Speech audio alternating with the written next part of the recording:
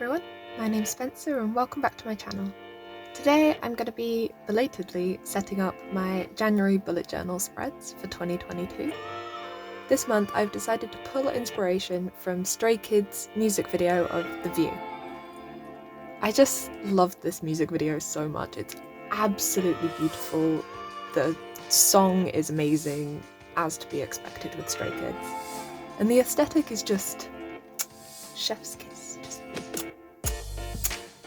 I needed to simplify all of the things from the MV into a couple of elements or motifs to use throughout this setup. So I decided to go for the neon sign that you see on the beach, right in the last part of the MV, and the flowers that we see throughout the MV. My setup is a bit all over the place this time because I was battling daylight and trying to use the available daylight to the best of my ability. So I started with my quote page, but then I moved on before finishing it, and I come back to it at the end, so don't worry that this is left unfinished.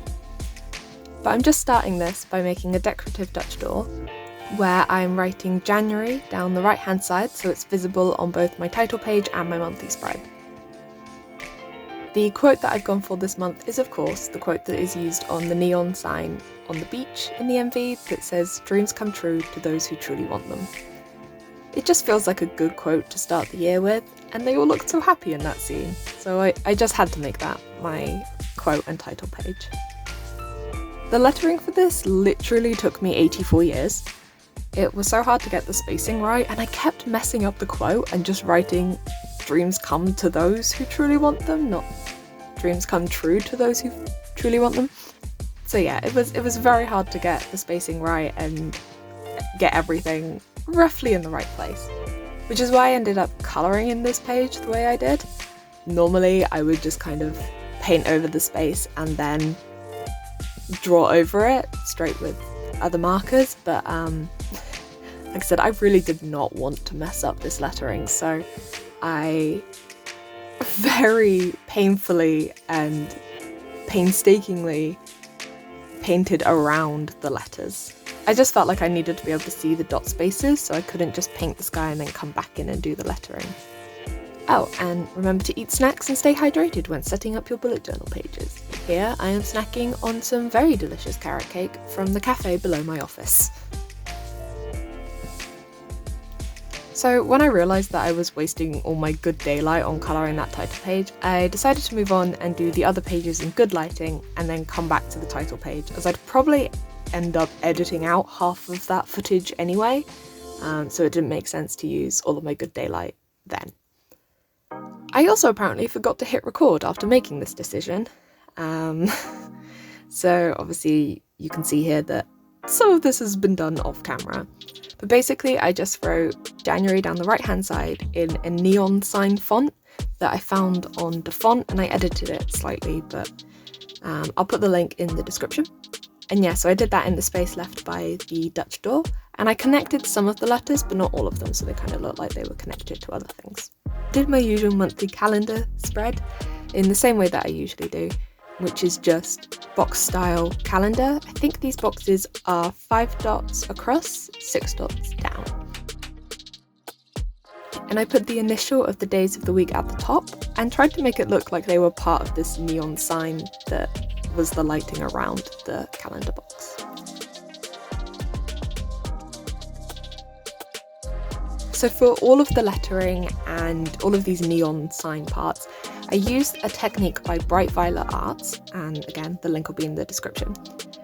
So I used 2 blue acrylographs for this, a bright, more electric blue, and then a lighter blue, more pastel blue.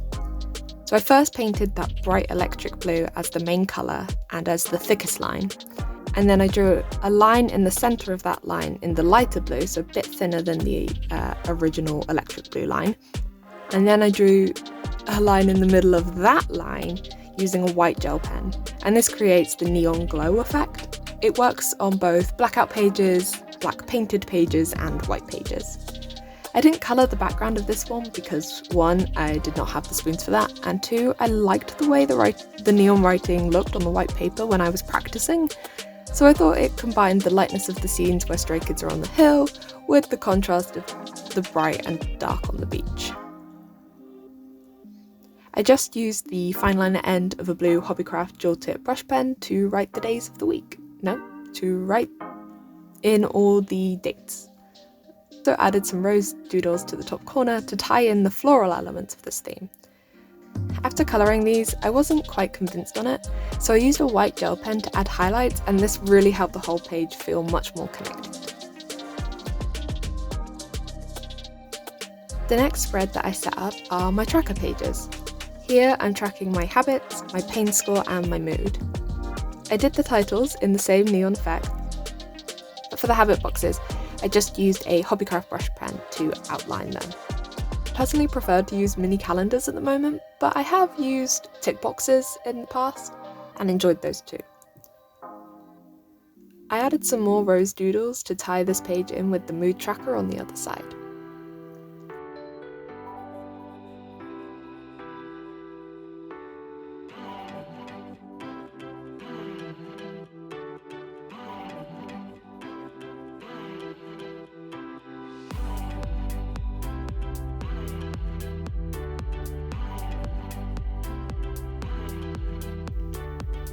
My pain tracker is a very simple bar chart.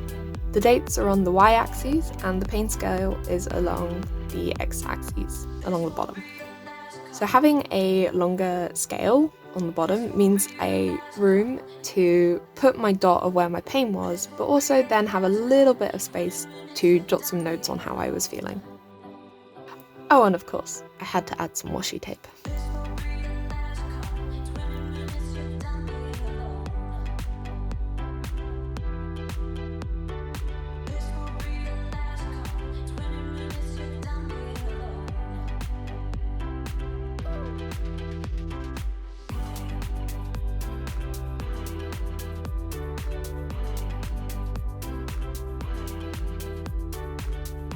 My mood tracker is a recreation of the door from the MV.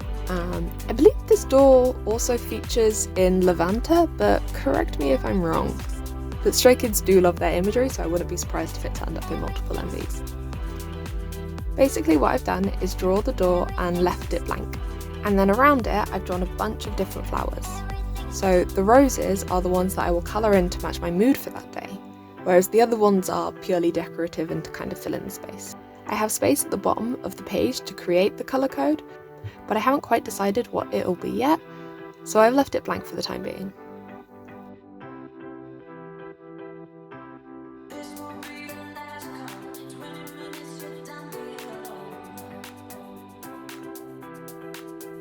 I did a mix of plants and coloured some of them in using my pastel crayola supertips, just so the page would look bright and full, just like the one in the MV. Drawing all 31 roses did make my hand cramp somewhat, so I'm glad I've chosen to use colours to represent my mood instead of doodles this month.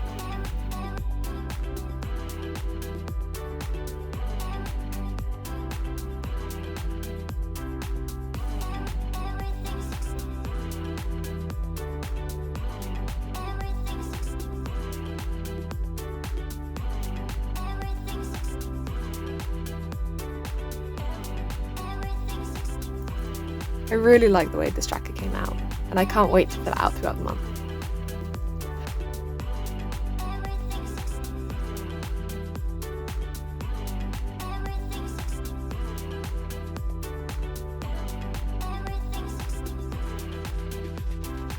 My next spread is very simple. It's my brain dump page. This is basically where I jot down notes, ideas, and random thoughts that I have throughout the month. I don't always do one, but I've realised recently when I don't have one, I end up with sticky notes everywhere. Well, even more sticky notes than usual. For this page, I kept it super basic and gave it a bold border and coloured it in using that neon technique. And then coming out of that decorative border, I wrote the words brain dump.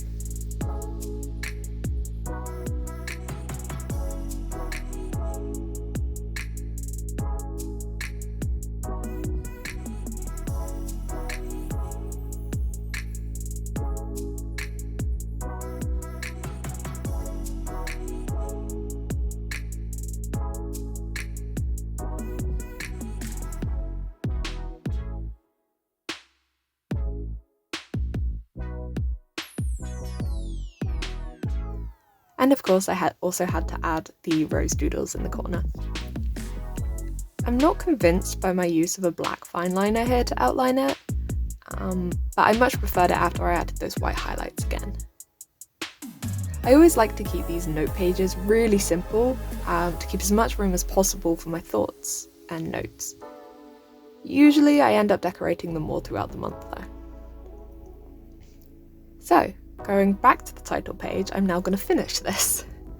It was still quite light out at this point, but it soon got darker and I had to turn my ring light on, so I apologise for the lighting change in the middle of this. And I also got cold, so I put on a sweater as soon as the sun went down. Here you can see me doing that neon technique again, using the 2 acrylographs and white gel pens.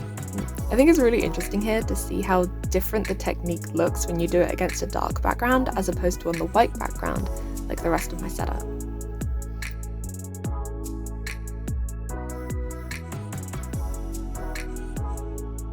And although it was really fiddly this way, I'm still really glad that I left the letter shapes blank to come back to and fill in later.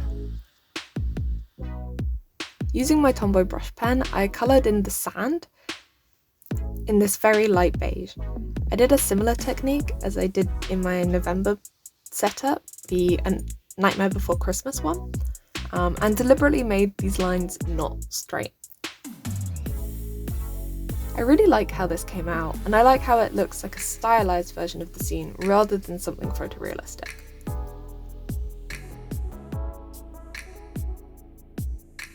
So here's my final flip through. Thanks for watching, friend, and I hope you enjoyed the video. If you did, please give it a like, and if you're new here, hit that subscribe button so you can hang out some more. I'll see you in the next video. Bye!